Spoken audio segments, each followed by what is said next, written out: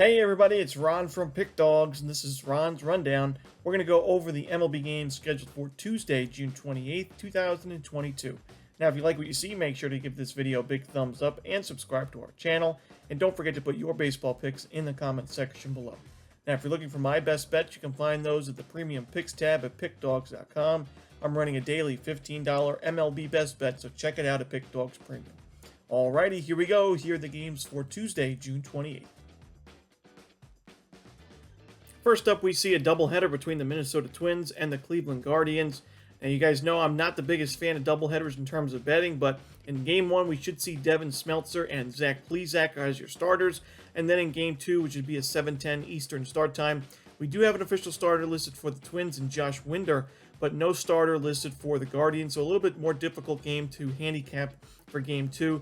Game 1-wise, I do like the Minnesota Twins here. You know, Devin Smeltzer pitched really well against this Guardians lineup last time out, and the Guardians overall have really struggled against left-handed pitching this season, so I do like Smeltzer here. And on the other side, although Zach Plesac didn't fare too poorly against the Twins last time out either, I still think Minnesota, very, very good lineup against right-handed pitching. They've been able to get to Tristan McKenzie twice now, and Plesac is a pretty similar pitcher, in my opinion, to McKenzie. I like the Twins to get to Plesac in Game 1, so I'll take the Twins on the money line in Game 1.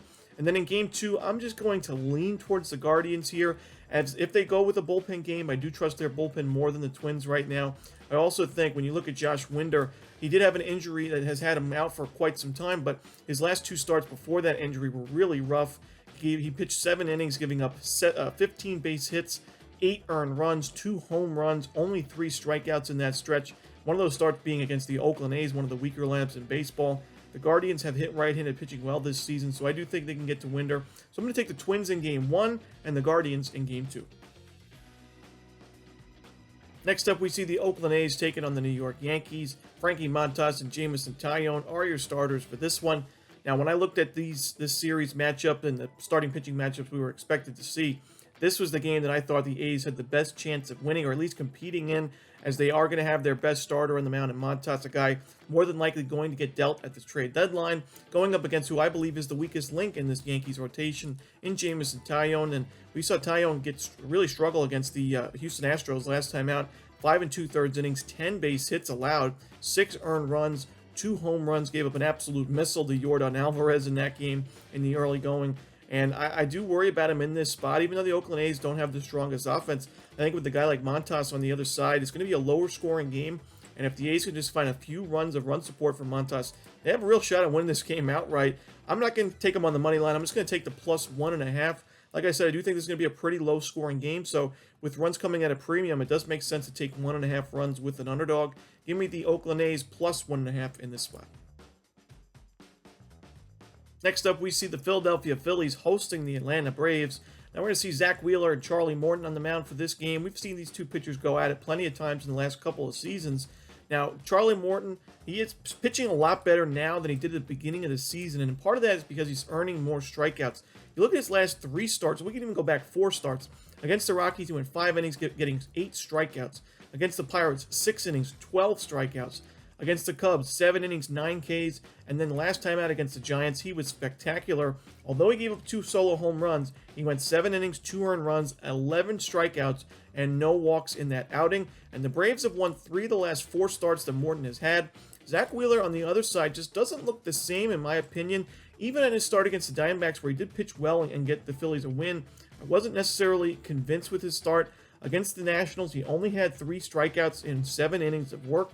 And then last time out against the Rangers, he struggled quite a bit. 4 1/3, 7 base hits, 3 walks, 4 total runs allowed. Only 2 of those were earned, but still, the Phillies lost that game 4-2. And without Bryce Harper in the lineup, this Phillies team got a lot worse. Going up against the Braves, the team's been one of the hottest teams in baseball. It's really tough for me to pass up Atlanta at this kind of price. I'm going to take the Atlanta Braves here on the money line. Next up, we see the Boston Red Sox taking on the Toronto Blue Jays. Michael Wacha and Ross Stripling are your starters here. Now, this is a pretty weak starting pitching matchup on paper, even though the ERAs may not look like it, as Wacha's got a 2.34, Stripling a 3.08. But the books are not messing around. They have this total set at 10. So a double-digit total at a non-Great American or Coors Field game, or a Chicago or a Wrigley Field game where the wind's blowing out. Pretty surprising to see, even in Toronto, which is more of a hitter-friendly ballpark. but I do like the over in this game just because I can't really back either team with these starters. Michael Wacha is a guy that I do think will regress as the season continues. He doesn't earn a lot of strikeouts, only 48 Ks in 65 and a third innings. And the Toronto Blue Jays have been the #1 team in baseball in the last 30 days against right-handed pitching in terms of team OPS and in terms of isolated power. They're up there ranked #4. So I like their chances against Wacha. But on the other side, the Boston Red Sox have done a great job against righties as well in the last few months. And I think against Ross Stripling, a guy who's not going to get you too many innings, I like Boston's offense here as well. And when we get into these bullpens, there's some injuries to worry about with these bullpens. Both of them have been pretty inconsistent as well, even though the Red Sox have done a lot better as of late. I still think we're going to see scoring from start to finish of this ball game. Should be a pretty entertaining one as well if you like scoring. Give me the over in the Red Sox Blue Jays. Next up, we see the Pittsburgh Pirates taking on the Washington Nationals. Two lefties going at it here, Jose Quintana and Patrick Corbin. Now, these are two veterans of the game that have been on a few teams now, but I do think we're going to see this one is a lot of runs from two teams that are below 500 overall. They haven't even got to 30 wins at the time of me recording this video. Jose Quintana, 3.6 ERA, but I've mentioned that we're already starting to see the regression from him. Last time out wasn't bad, but that was against the Chicago Cubs. Now you're facing a Washington Nationals lineup that you wouldn't believe it, but they're starting to hit left-handed pitching very, very well. In terms of isolated power, Nationals are top 15 in baseball. In terms of a team OPS, Nationals are top 10 in baseball in the last 30 days. And against lefties, the Pirates have also fared pretty well. They've done a lot better against lefties and righties overall this season offensively. And Patrick Corbin, a 6+ ERA. He has really struggled all season long. Home runs, walks, base hits, you name it. He has given it up. That's why he's 3-10 this season. I can't back a team in this spot. Even though I do lean towards the Pirates and the plus money, I got to take the over in this Pittsburgh-Washington game. Next up, we see the Houston Astros taking on the New York Mets. This is going to be a nationally televised game on TBS. Framber Valdez and Carlos Carrasco are your starters, and we just saw these two teams play in Houston as the Astros swept that 2-game series. Looked pretty good doing it as well, and I think it makes sense that they're the favorites here. It's not common to see a Mets team with this kind of record be the underdogs in their own stadium, but this is a spot where I think it makes sense. Framber Valdez, a left-handed pitcher. The Mets have really struggled against lefties this season, and that includes their game on Sunday against the Miami Marlins. Daniel Castano went 7 innings, only giving up 2 earned runs in that game. Framber Valdez has been one of the top lefties in the American League this season, so I don't really see the Mets doing too much on him. And Carlos Carrasco on the other side really struggled against this Houston lineup only a week ago, and the Astros have crushed right-handed pitching all season long. They look pretty good at Yankee Stadium. We know that their bullpen has been one of the top bullpens in baseball. I like the Houston Astros here on the money line behind Framber. Give me Houston money line here. Next up, we see an interleague matchup between the Milwaukee Brewers and the Tampa Bay Rays. We're going to have a 2-game series here in Tropicana Field. Brandon Woodruff, your starter for the Brewers. We don't have an official starter listed for the Rays quite yet. We know Kevin Cash likes to wait until the last minute. Usually goes with a bullpen game or an opener of sorts. And I wouldn't be surprised if we see that here from Tampa Bay. Now, Brandon Woodruff hasn't pitched since May. He's been injured for quite some time. He did make a rehab start in the minors, and he did look pretty good in that start. He only gave up 1 earned run in 5 innings, had 7 strikeouts, so he's missing some bats, but that's at the minor league level. We'll have to see what he does at the major league level. He was struggling quite a bit in the majors this season. He had a 4.74 ERA, but the thing is, he is a guy that can go get you some strikeouts, and the Tampa Bay Rays know a thing or two about strikeouts offensively. They're ranked 3rd in the league in the last 30 days in strikeout percentage, 25.8% strikeout percentage against right-handed pitchers in the last 30 days. It has been tough sledding for the Rays offense. They are getting some guys back, like Wander Franco, in the lineup from injury, which is going to help in the end, but we'll have to see him get a few at-bats to get back to the swing of things as he's been out for such a long time. I'm going to take a shot here with the Milwaukee Brewers. I think they are going to have the better starting pitcher. I also think they have the much better bullpen as well, so give me Milwaukee on the money line. Next up, we see the Miami Marlins taking on the St. Louis Cardinals. Braxton Garrett and Dakota Hudson are your starters here. This is a really tough game for me for a few reasons. Braxton Garrett, a left-handed pitcher, the Cardinals have struggled as of late, believe it or not. Even though overall this year, Cardinals are one of the top teams against lefties, in the last 30 days, it just hasn't been the case. They're actually in the 20s in team OPS and isolated power against lefties in the last 30 days. Braxton Garrett's kind of had mixed results. At times, he's been able to strike out plenty of batters. At times, he hasn't been able to earn a single strikeout at all. He's also had an issue here and there with the home run ball. So he's just been really inconsistent in his first 4 outings of the year. He did get a win, or the Marlins got a win in his last outing, 4 2/3, 9 hits, only 1 earned run allowed though, and 7 strikeouts against the Rockies. 3-2 your final score there. I could see Braxton Garrett pitching well here and keeping the Marlins in this game.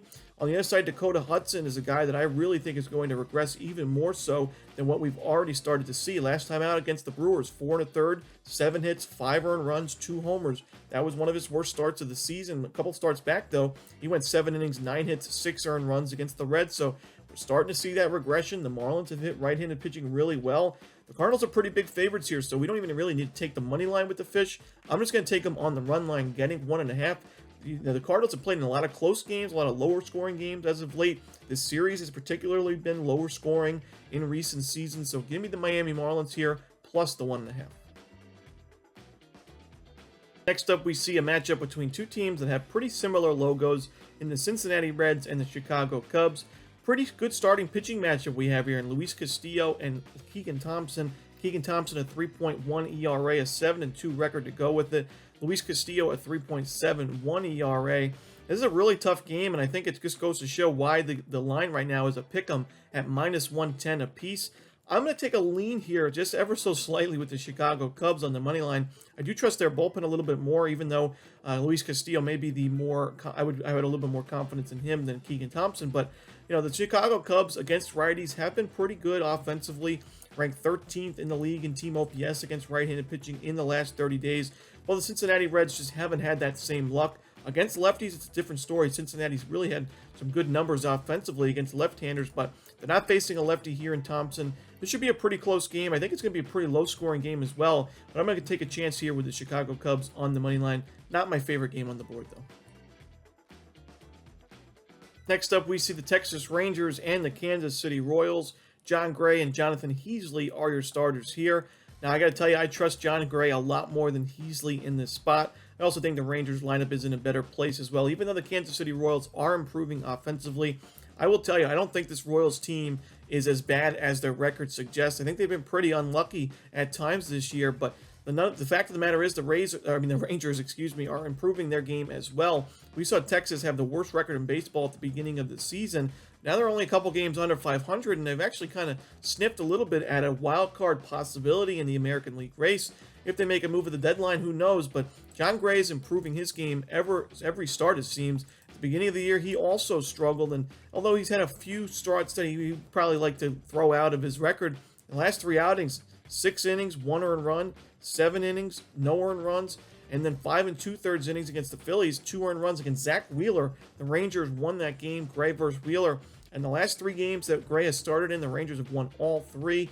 I'm going to take the Texas Rangers here. I think they can score a few on Jonathan Heasley early. Give me Texas on the money line. Next up, we see the Los Angeles Dodgers taking on the Colorado Rockies. Clayton Kershaw and Kyle Freeland are your starters for this contest. Now, the Dodgers don't always play their best ball at Coors Field. It is a very difficult place to play. In this particular spot, it's tough to back the Dodgers because they are throwing a lefty out there, and the Colorado Rockies have been really good against left-handed pitching this season. But Kyle Freeland's just not a guy that I can back, and the Colorado Rockies also have one of the worst bullpens in baseball. So even if this game is close, or even if the Rockies have a lead after the first 4 or 5 innings, I still think the Dodgers have a real good shot at eventually getting there offensively, scoring some runs late. So if you wanted to back the dog here, which is not necessarily a bad idea against a lefty in Kershaw, I would take them in the first 5 innings. If you want to take a half a run as the underdog, you can do that as well. But in the full game, I think the Dodgers eventually will get the lead, and will get the lead by quite a bit. I'm going to lay 1.5 runs for the full game for the Los Angeles Dodgers. Next up, we see Johnny Cueto and the Chicago White Sox taking on the Los Angeles Angels. No line for this game, as we don't have an official starter listed for the Angels, so it is pretty tricky to make a pick in this game. But rather than Ruffalo this or pass, I'm just going to take a lean here with the White Sox, just because the Angels have been one of the more disappointing teams in baseball in the last month and a half or so. And, Johnny Cueto's a guy that's going to be able to get you some innings, 5, 6, even more at some times, even if he doesn't have his best stuff. We saw him earn 7 strikeouts and 5 1/3 last time against the Orioles, and while he did give up 3 earned runs and earn the loss in that game, I still think he pitched pretty well overall. He limits walks, he limits hard contact, which is always good to see. He doesn't really get hit by too many barrels, and I think that the Los Angeles Angels, bottom 5 of their lineup, I've mentioned it over and over again, not good. One of the worst in the American League. We're going to have to see who the Angels decide to start in this game, but I'm leaning towards the White Sox here for now. They've been a lot better on the road than they have been at home. Give me Chicago here and a lean on the money line. Next up, we see the San Diego Padres taking on the Arizona Diamondbacks with Sean Manaea and Zach Gallen as your starting pitchers. Now, Sean Manaea, we've seen him struggle at times with the home run ball, which is always kind of worrisome when you're playing the Arizona Diamondbacks. As I've mentioned, they are a very home run dependent lineup. And against these Diamondbacks, Manaea did give up a home run last time out, but he only gave up 2 earned runs in 6 innings of work, 6 strikeouts as well, and the Padres did wind up winning that game. In fact, the Padres have won 4 of the last 5 starts that Manaea's had. The only reason why I'm just not loving the Padres here is Zach Gallen on the other side. I mean, Zach Gallen's been the sharpest starter in this Diamondbacks rotation. He's kind of a guy that's flown under the radar this year, and he was much better in that start against the Padres back on June 21st than Manaea was. 6 innings, 1 earned run, 11 strikeouts against the Padres. This San Diego lineup is hurting without Machado and still without Fernando Tatis, and I think this is going to be a lower scoring game. And the fact that the Diamondbacks can hit some home runs and a guy like Sean Manaea who's susceptible to the home run ball, I like the Diamondbacks' chances here at home. Give me Arizona on the money line. In our next matchup, we see the Detroit Tigers taking on the San Francisco Giants. Tarek Skubal and Carlos Rodon are your starters. Now, while I do think the Giants will win this game, there's not a lot of value on San Francisco here, especially on the money line or even the run line, as laying 1.5 runs and laying a price with San Francisco of minus 190 on the money line just doesn't look to be the best option, in my opinion, going up against Tarek Skubal, a formidable pitcher who has struggled quite a bit recently, but his numbers overall this season have really been solid, and he's probably been the best starting pitcher in the Tigers rotation. And he's facing a Giants lineup that hasn't really fared too well against left-handed pitching in the last 30 days. The Tigers actually have better numbers offensively against those lefties, and they're facing a lefty in Rodon here who, sure, has had much better season than Tarek Skubal, and I would say is going to continue to have a better season than Tarek Skubal. But if this is a close game late, the Tigers bullpen has been very solid. I don't necessarily trust the Giants bullpen, so if this is a tie game and it comes down to a 1-run game in extra innings, I want to have those 1.5 runs with the Detroit Tigers on the road. I'm going to take Detroit here plus 1.5. I think this is kind of a sneaky play here, but give me the underdog plus the 1.5 in this spot. In our final game of the night, we see the Baltimore Orioles taking on the Seattle Mariners. Dean Kremer and Robbie Ray are your starters here. Now, I do think this is a really tough Tuesday card, and I think it's fitting that the final game on the board could be the toughest one of them all, in my opinion. This is an interesting matchup because you got Dean Kremer, a guy that's got a 1.71 ERA, but I do think is going to regress quite a bit as we continue. He's not striking out a ton of batters. The walks are not really an issue. He hasn't given up a home run, but he is still getting hit pretty hard overall, and he has faced pretty weak lineups, the Guardians, the Royals, the Rays, and the White Sox. For a right-handed pitcher, that's not too bad. The Guardians probably the toughest matchup on that list. Now you're going up against the Seattle Mariners, another team is about so-so offensively against righties, but Kremer, I think, will pitch okay in this spot. Robbie Ray on the other side has been one of the best pitchers in the last 3 weeks or the last 2 weeks or so. Last 20 innings, only giving up 2 earned runs, 20 strikeouts, no home runs in that stretch. However, he just faced this Orioles team back on June 1st, so a little while ago, about a month ago, gave up 4 earned runs, a home run, and 5 innings of work.